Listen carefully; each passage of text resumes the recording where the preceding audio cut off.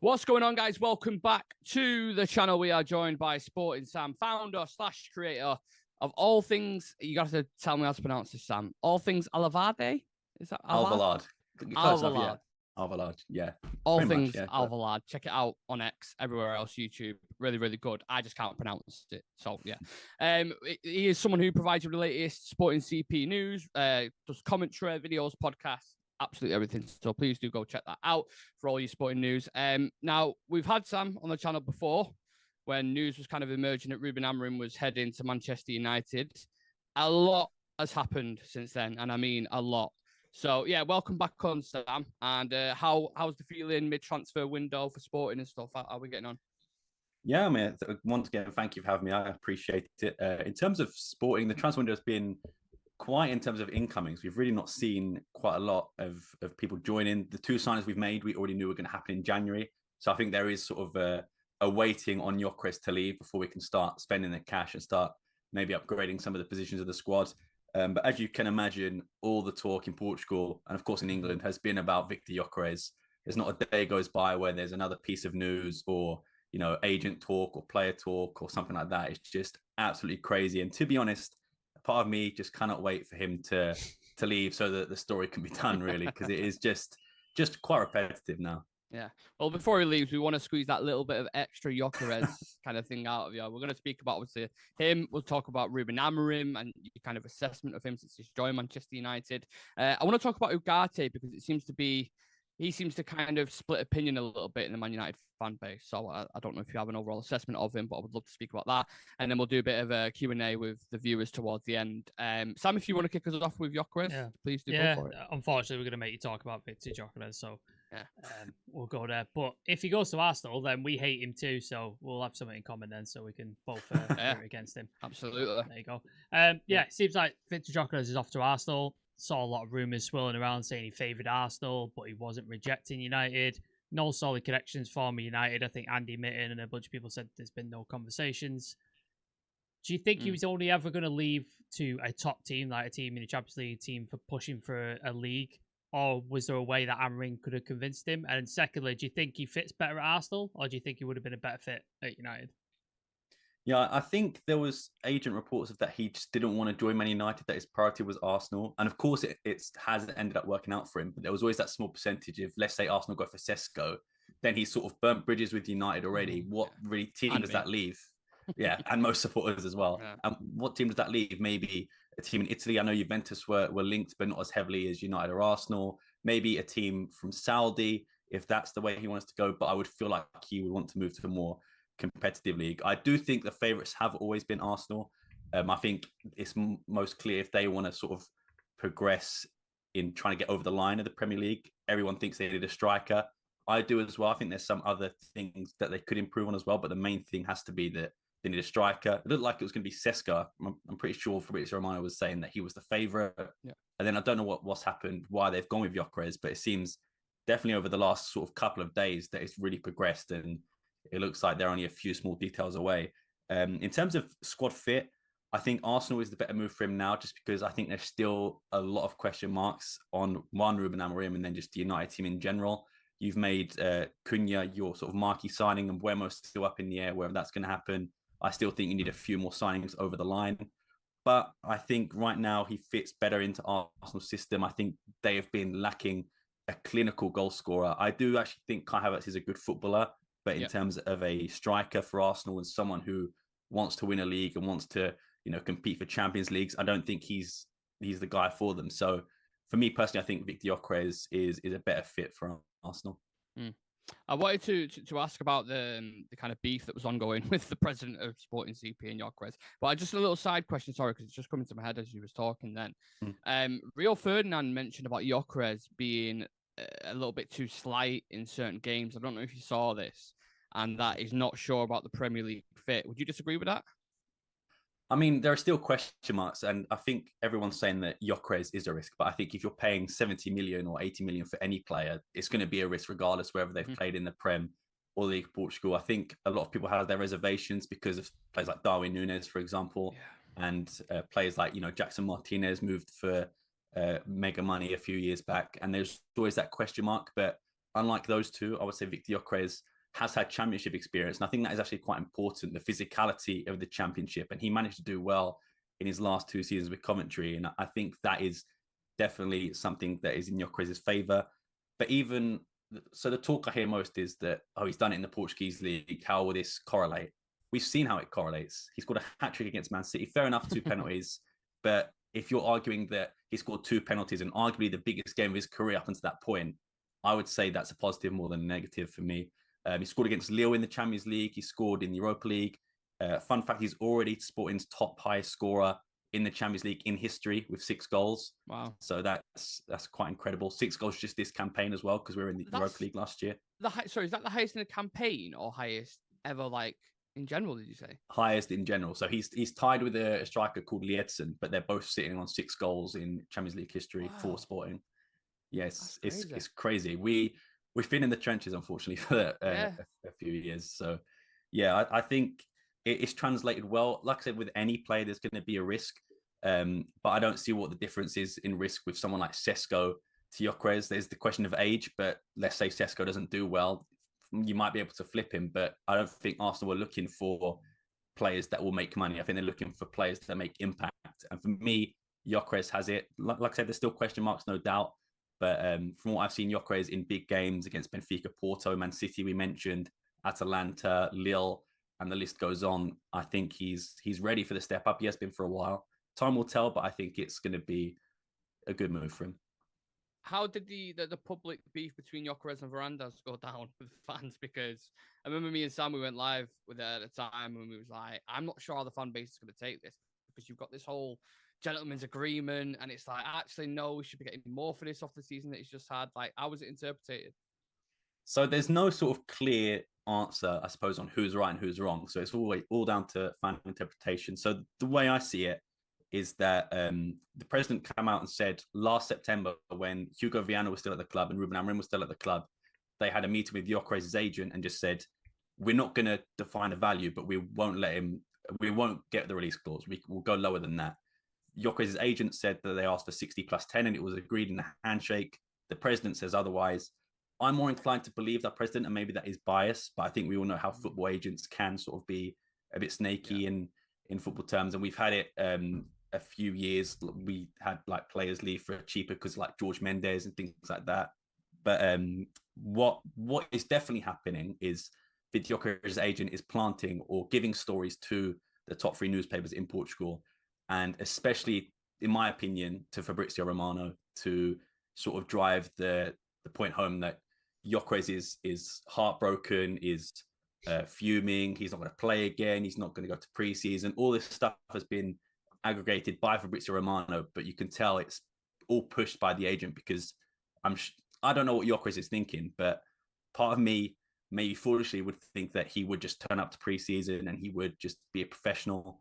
But maybe the other side of that is just that maybe he's pushing for the move. But in terms of sort of fan relations, I think the way he's been so good for us is part of that. You know, he's ready to move on.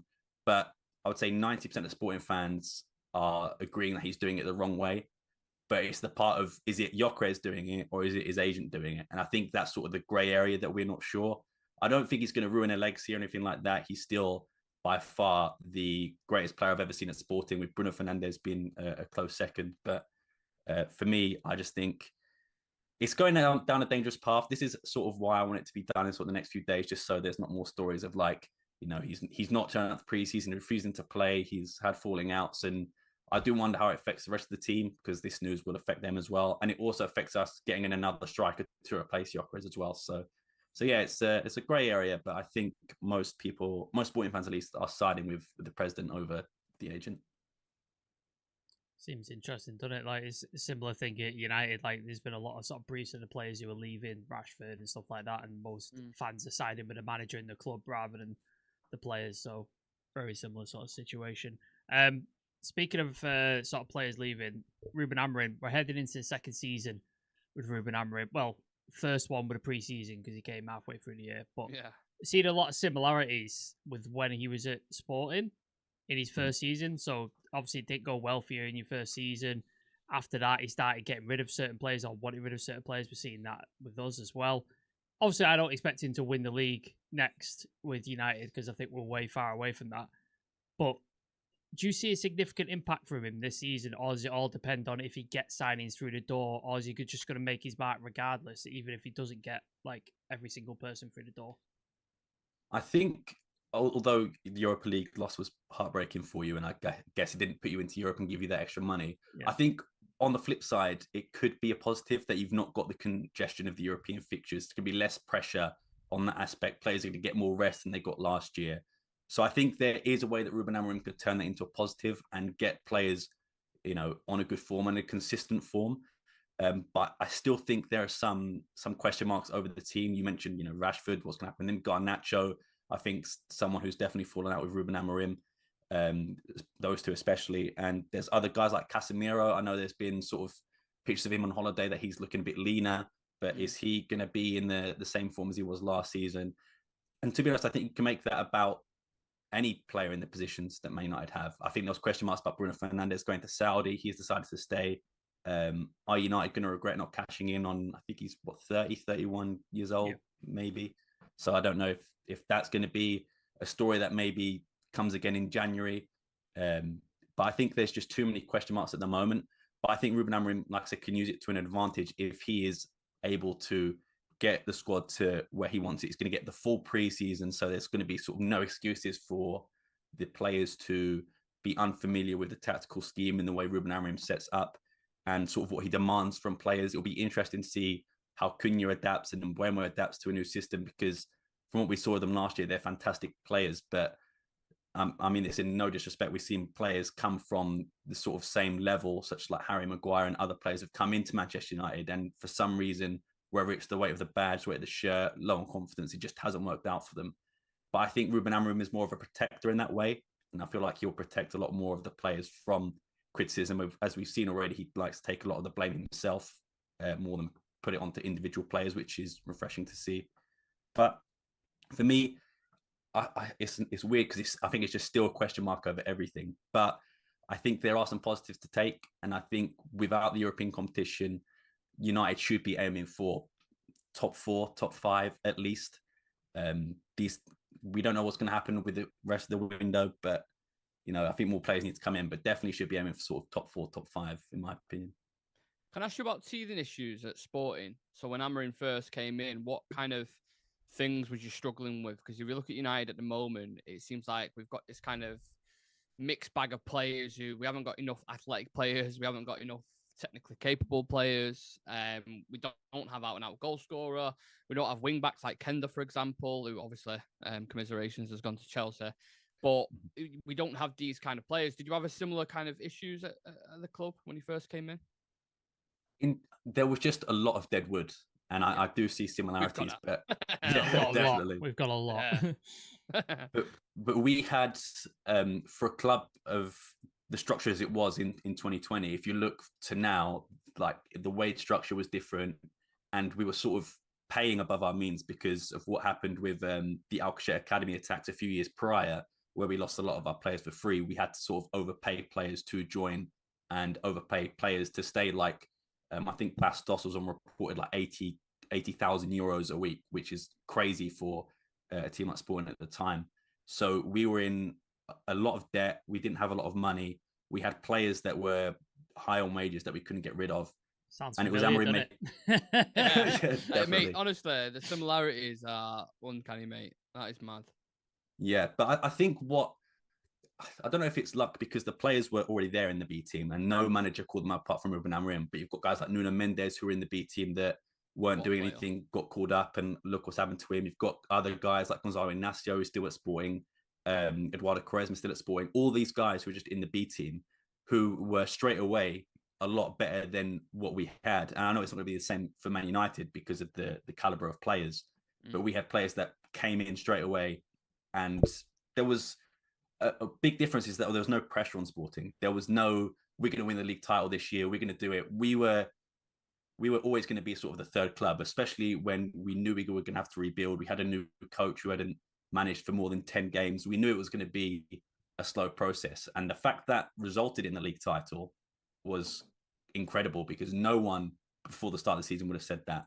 But I think what he was able to do, and what he was able to do with Hugo Viana, was make smart signings within Liga Portugal, bringing in guys like Pedro Gonçalves and Nuno Santos, and later down the line, Manuel Ugarte and a few others, and recalling players from loan. João Palhinha is one of my favorite players I've seen at Sporting, but he was so close to leaving that season to Zenit because he wasn't getting any game time at Sporting. Ruben Amoriim managed to convince him to stay, and the rest is history. He's gone to Bayern, it's not gone too well, but for what he was doing at Sporting was incredible. So finding the sort of cheaper options, which I feel like Man United tax if someone's after a player from Man United, you add an extra zero on just to see if Man United will pay it. But I think that's also just the Premier League in general. So yeah, making smart signings, getting rid of deadwood. And I think preseason will be important to see if any of these youngsters that he called up into sort of first team or started training with the first team throughout the season will be getting more minutes, and if he believes he can trust them to be in. Because I think it's not the worst thing in the world right now for Man United to be promoting within and giving new opportunities to players that have impressed in the B team or in preseason. I don't think you could do a lot worse than last season. It'll be very hard to, and I think get relegated if we do worse than last season. Hey, we said that exactly. We said that before the Ten Hag, after the Ten Hag season when we finished 8th. We was like, "This is the lowest. We can't go lower." And then it got to 15th, and we was like, "What's fucking happened?" And it was such a surprise as well. With sorry, Sam, I know you want to. No, you're good. Yeah, but there was such a surprise with how bad the results got. Like, it was even a question, not from ourselves, like we've always backed the manager and supported the manager, but you can see it amongst the fan base, kind of like, oh, is the Premier League too much for him? Does this system actually work? Like, these are the questions that are being raised, and rightfully so at the time. Did that happen at Sporting, Sam? Like, when he was having bad results, with a lot of fans going, who is this guy? Like, he's come from Braga, and he's not really, like, getting it. Was there questions?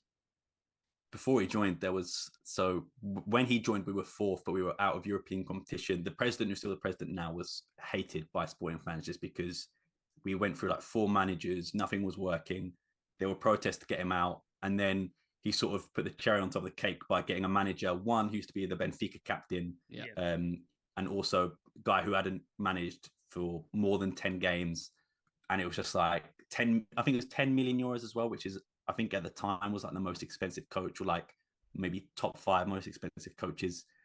And yeah, he had a lot of pressure in terms of Ruben Amoriim had that pressure. The squad didn't have the pressure on them, but Ruben Amoriim had it from day one in terms of being against the fans almost. He's had a lot different time at Man United. They've been singing songs about him. It wasn't like that at the start of Sporting. Not saying that anyone wanted him to fail, but it was just like a Benfica captain, a guy who hadn't managed for more than 10 games. It doesn't make sense on paper. Like, how could you say on paper, yeah, we're going to hire this guy for 10 million? It didn't make sense to a lot of fans. Obviously, a lot of them, including myself, ate the words after. But yeah, it's similar issues. But I think there's obviously a lot more pressure than on him now. But I think the step up for Ruben Amoriim, I think is a testament to who he is as a manager, and it will show, hopefully, over the next few months what he's able to do. Yeah, you touched on Manuel Ugarte coming in at Sporting and stuff. We've seen him struggle at times at United. He had a relatively good period, November to about February, where he looked really, really good. And he kind of dropped a really bad sort of stinker against West Ham, and Amorim kind of dropped him. And he didn't feature in the Europa League final.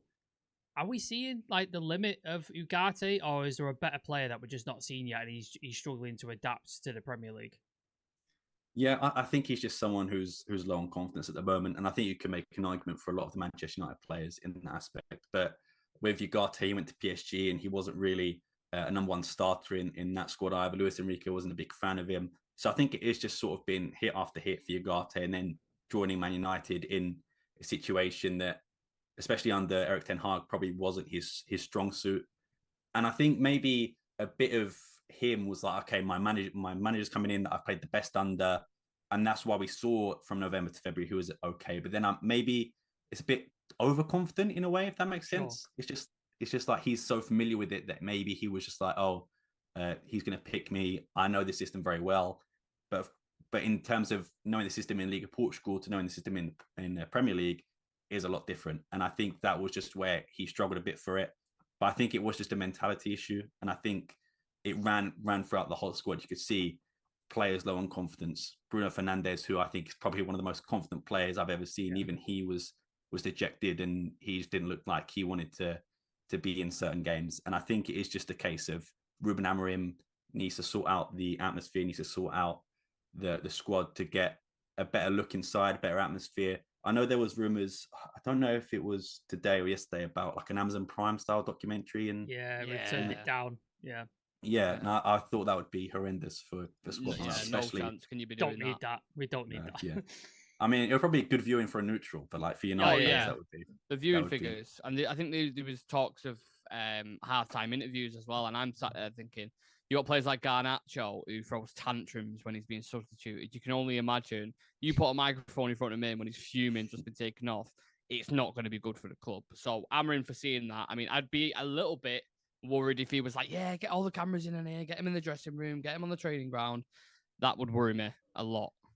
Yeah, and that's what I mean, the sort of protector aspect of Amorim, that he wants to sort of protect his players, because in the long run, it affects Ruben Amorim as well. If his players aren't high on confidence, then it's going to affect him and their performance. And inevitably, if the performances do continue, then it's Ruben Amorim who's going to be out of the job. So I think he is definitely taking that way of protecting the players. I think there was rumours of like a leak being in Manchester United and leaking out to the press. And I don't know if it's been confirmed who it was. I think Garnacho was like the main... His brother, I think it was his brother, apparently, that was leaking like team lineups and stuff like that. Apparently, there's no like sort of evidence, but apparently that's what was rumored. Yeah, and I think stopping things like that and just getting a squad that is hungry. I think hunger is a great word to describe, what Man United need. They need a hunger to compete at the highest level, which we didn't see last season. Part of that is down to Ruben Amoriim, I think, in the Europa League final as well. I think he got it all wrong. And I think he is still a young coach and he will learn, but he's got to learn from his mistakes. He is quite stubborn, but at this level, you can't afford to be. You need to be able to adapt. So he's got a lot of work to do, but he needs to start doing it quickly. Are you surprised, Sam, how bad it went for Amorim, given what he had done at Sporting? Or would you kind of sat back watching like, I kind of expected this a bit of a rocky path, and then once he does get an actual pre-season, we'll see what it's all about? I thought he always needed the preseason. I didn't think it would be as bad as it did. I thought maybe United would finish top 8 or mid-table. I didn't think it would be to where they were. I think this is just me personally, my opinion, that I think when you come up against teams in Portugal, a lot of the ones, especially sort of mid-table down, would play a low block and just park the bus, and it's easier to control possession that way. Whereas the argument has always been Ipswich needs to play a bit better in terms of more defensive, but Ipswich, for example, play attacking football, even though they were quite far down the relegation zone, Southampton as well, and Leicester. But Ruben Amoriim wasn't used to that. He's not used to teams attacking him constantly and being quick. He's used to, teams that will park the bus and sit back. And I think it was a culture shock for him as well, because he was just like, okay, I'm not used to this. How am I going to be able to adapt? And I think part of him was like, no, I don't need to adapt. It will come in time. And as we can see, it didn't. But yeah, it did surprise me that it went as bad as it did. I don't think even the biggest Ruben Amoriim hater would have said that it would have been that badly. I mean, there were some silver linings. Of course, there was the game against Lyon, which I thought was fantastic, watching it live. Mad. That was so mad. Crazy. Yeah, absolutely crazy. And the first sort of half against Ipswich, when I think it was the day... Rashford the first game he had? First, second, first minute, I think it was. And it was like, Ruben Amoriim's arrived. And I think a lot of social media was like that as well. And I was like that. I was like, okay, Man United is serious now. But then, as the game continued, you sort of saw what's going to happen. And I think that was a pattern of a lot of the time. They start off pretty well and then, unfortunately, just sit deeper and deeper. And then the results came. But yeah, it was a massive shock to me. Was there a lot of when he was at Sporting? Like we saw, we've seen some mental games under United, like comebacks, weird stuff like Lyon. What was the other one we did as well? It was Bok in the Europa League. You're on about? Yeah. I can't. Was it Bilbao or was that?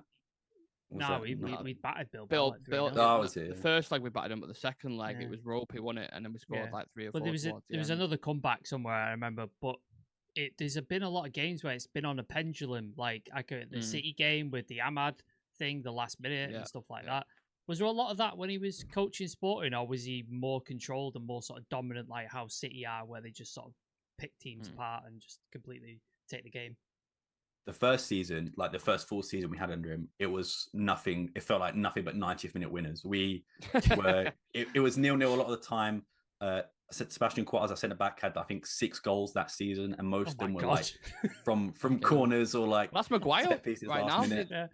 Honestly, yeah, we struggled a lot to not to like lose games, but it was a lot of like 90th minute 0-0, and then 91st minute we scored. We had that a lot in the first season. As time went on, as the squad got better and as we could reinvest a lot more, it did get a bit better, apart from sort of a one-off season in 22-23 where we finished 4th. That was just complete write-off. We lost Paulinho and Mateus Nunes in the same window. We weren't expecting to, and we didn't replace them well enough, and we finished 4th that year. But even still that year, we beat Arsenal in the Europa League, beat Tottenham in the Champions League. So there were sort of the same silver linings in that he's had with United. The City game, the Lyon game, Bilbao game, reaching the Europa League final. There's the similarities there. But as time went on, I think as the squad got stronger, especially with Gyokeres, we didn't really need the sort of 90th minute winners. We had Gyokeres to score, hat tricks every other game or give us the lead early on. So yeah, definitely at the start of his tenure at Sporting. But as time went on, I think as the squad improved, we weren't really having that issue anymore. I'm not sure how much you watch Man United, Sam, but and also I'm not sure how you are with tactics and stuff as well, but are you seeing anything different from what you were seeing at Sporting? Any kind of adaptations? Any well, coaches always have kind of flexible principles, but yeah, what are you making of that, especially in the Premier League as well? I mean, I'm not too familiar with overall tactics, but I think it's a lot of the thing is just having the players that can do the positions. Especially, I think the fullbacks were a big issue for Ruben Amorims. I don't think he had someone who he had at Sporting, like someone like a Kenda, who has like sort of an endless motor, good at going forward, maybe not as good defensively. But I think guys, for example, like Amad Diallo really thrived under Ruben Amorims until he got that injury.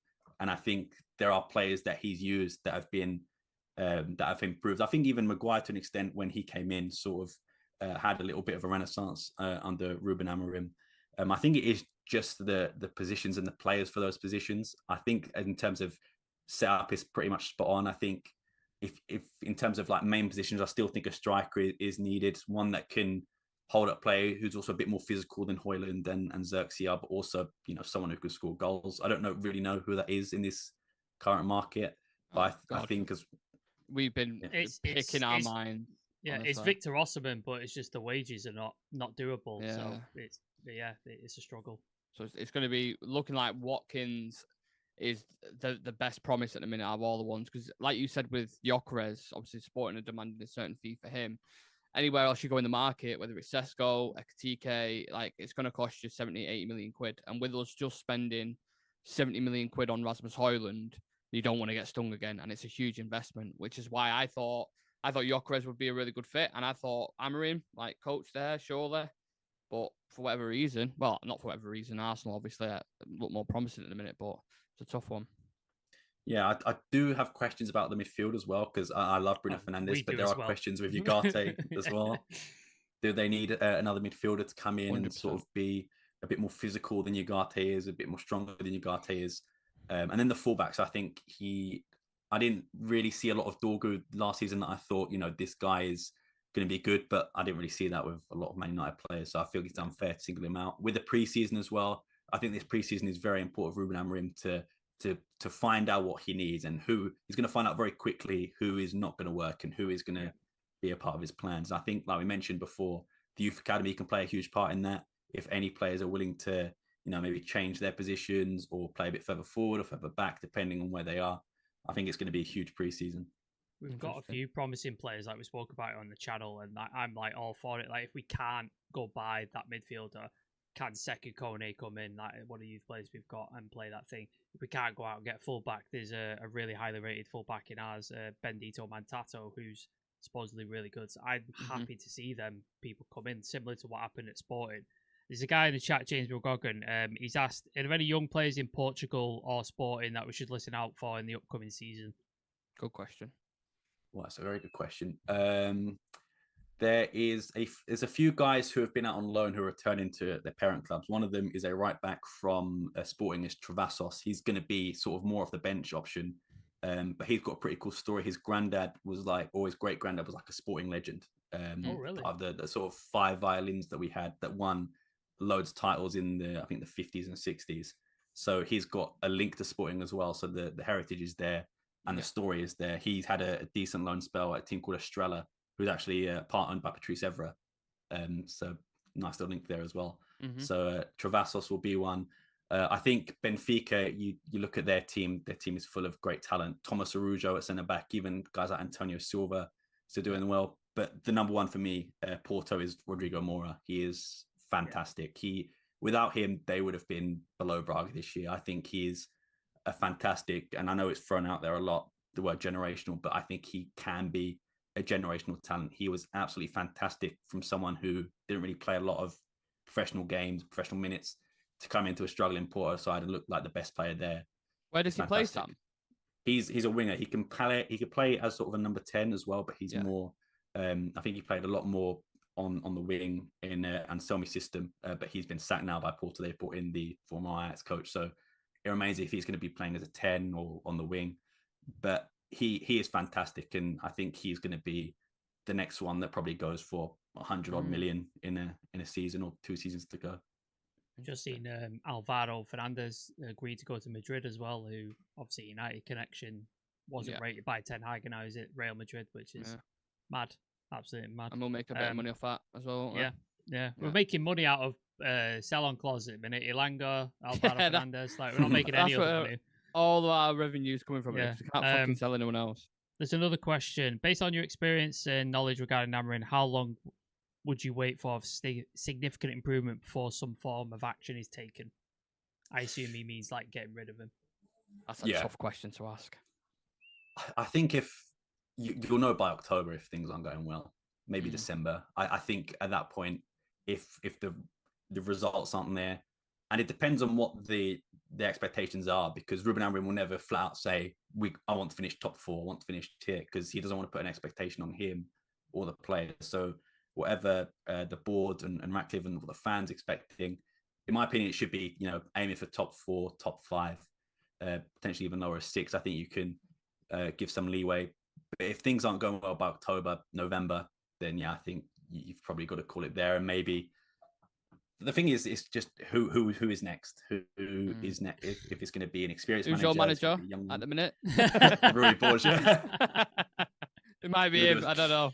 We'll do a swap. Yeah, he can come back and you can take Rui Borgia. That's the question. Just it's going to be an endless cycle. It feels like if Ruben Amoriim goes, and I think maybe we've seen it over the last few years with someone like Tottenham as well, who just keep recycling managers. Andrew winning the Europa League, getting sacked despite winning their first trophy, I think since 2008. So, it's just a question of who is next. Who is the next manager to come in? So I think that's the question that's got to be asked. But maybe October, November, I would say. Yeah. Well, we've had a lot of links between Man United and Sporting for many different reasons. Ronaldo, Bruno Fernandes, Nani, Ruben Amoriim. Could have been potentially Gyokeres, but he's choosing Arsenal. So we both hate him now.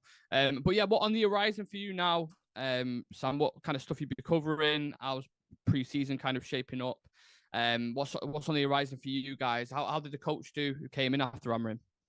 So the coach that came directly after Amorim, he was sacked on Christmas Day, actually. Oh my God. It was not a good time. He was not. I love him as a player, but he was just.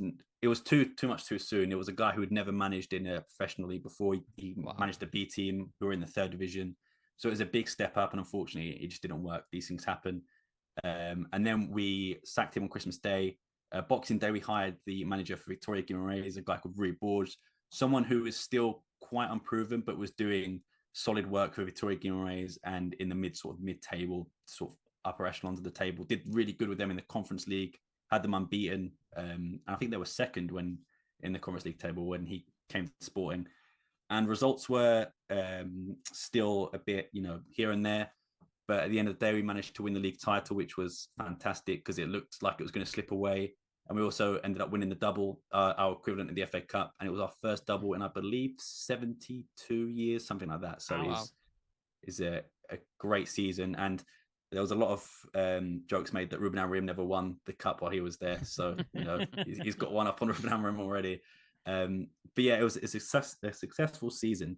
But it was definitely a season of a lot of panic and heartbreak, of course, Ruben Amorims leaving. And it was a lot of question marks. We had a lot of injuries as well. It's crazy. We had at one point, I think like 6 first team players out, including Gyokeres. And that's when the results sort of went downhill as well. So it was a very turbulent season, but we managed to stick through. This season, I think, is going to be a lot more difficult, especially with someone like Gyokeres leaving. Diomande is rumoured to go to Crystal Palace, who is I was going to ask you about outgoings. Obviously, Gyokeres looks like he's going to go. Diomande might go. Are you worried about losing players? Players like Humland and things like Quender's obviously already gone. Like, are you worried about losing top players? Not so much, because I think with Gyokeres, we make 70 million up front. We don't really have the need to sell any players. And if someone matches a release clause, we're powerless to do anything. But at the end of the day, we're getting the money that 80, 100 million for him. Kenda luckily has come back on loan, so we're okay to have him for the next season. He's staying here. But I think Diomande is still the biggest question mark. He's been very good for us, and Crystal Palace have been rumoured to have him. That's the only one I think that maybe could go.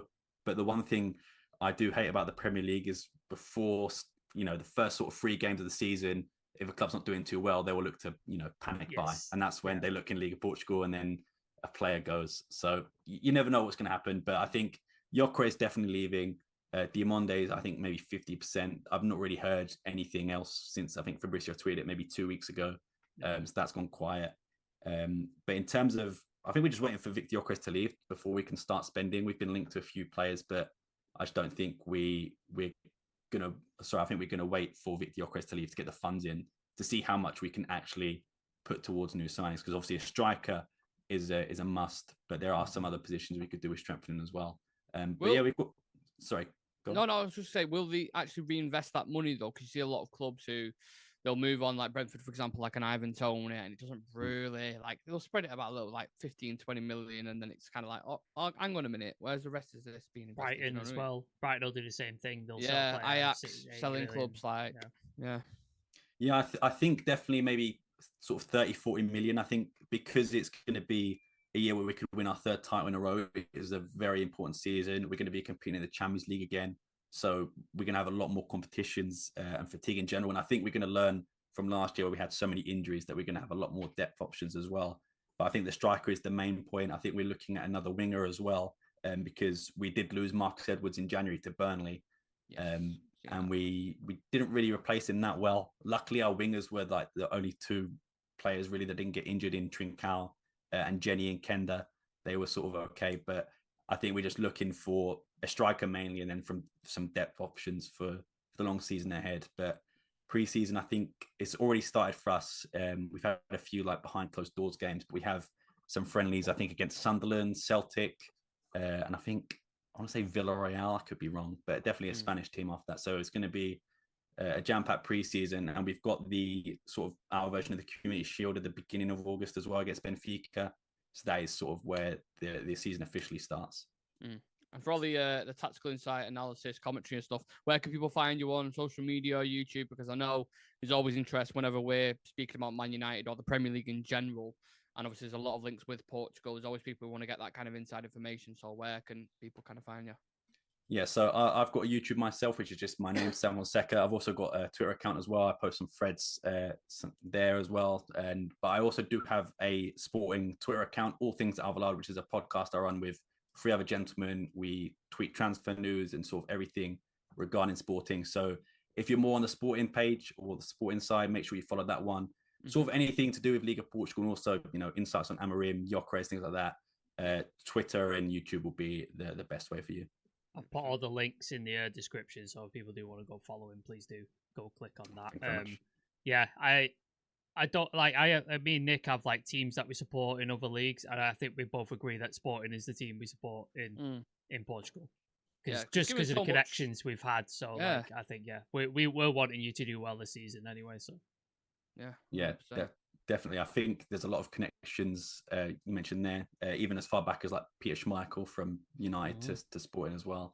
So there's been quite a lot of them. Again, thank you guys for having me on. I really do appreciate it. I wish you guys luck for the season because I think it's going to be gonna need it. It's going to be a long one. You might be on in October, but telling us, when he's sacked. Yeah. Yeah, I think it's going to be a long season for both of us. So yeah, good luck for that. Yeah. Just before we go, if you guys don't mind, we are trying to raise money at the minute for our auntie's funeral. Sadly passed away to cancer past a couple of days ago. If there's anyone who can even share on socials or donate to the GoFundMe page, that would be absolutely incredible. Me and Sam appreciate it's a very difficult time for people financially at the moment. So if you can't do that, then obviously it's not a problem at all. But the link, I think Sam, did you say you put it in the comment section? It's in the description. It's also pinned at the top of the chat. But yeah, I understand like people have not got money and stuff. But if you can retweet it, share it, we've tweeted it and stuff like that, that would help us as well. So yeah, thank you very much. Big up everyone in the chat. We appreciate you all. Please do subscribe to the channel, smash a like on the video. This has been me and Sam with Sporting Sam, is what we call him. And who knows, we might see him again in October. See you in a bit. Peace.